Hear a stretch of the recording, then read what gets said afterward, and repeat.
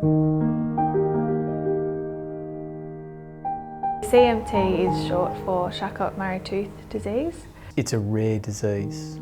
It affects people sometimes when they're born, but mostly it lies dormant.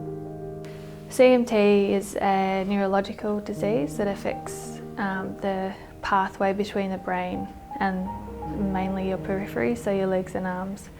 So it affects the neuron sheath that surrounds the nerves and damages those, which results in not being able to send messages, so not being able to walk properly, not being able to use your hands properly. The shield isn't around her nerves anymore. The brain doesn't send a message, like she knows she wants to do it, but the brain tries to send a message, it doesn't go through, so that's what causes her to trip. You could have the disease, carry it your entire life, and perhaps never know about it. You might have a tremor, your gait might be a bit odd, but it doesn't have a functional impact. There are hundreds of types of the genetic disorder, and in Australia we can't test for all of them at the moment. There is sort of nothing. There's going to be genetic testing as such available maybe in Australia in about 5 years that will perhaps tell you what type of CMT you have, because there's so many different types, and all I know is that I don't have the most common one.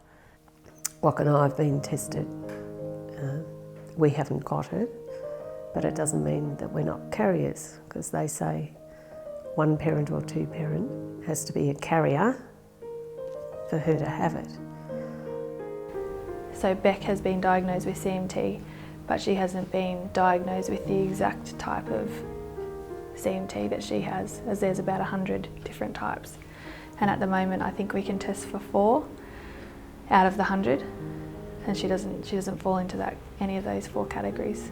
Like, I have accepted what I have and I know what I have and I can't change what I have, but personally and like mentally it would be nice to know what type I have, just for me to know, so that helps me move on at that little bit more and accept that little bit more.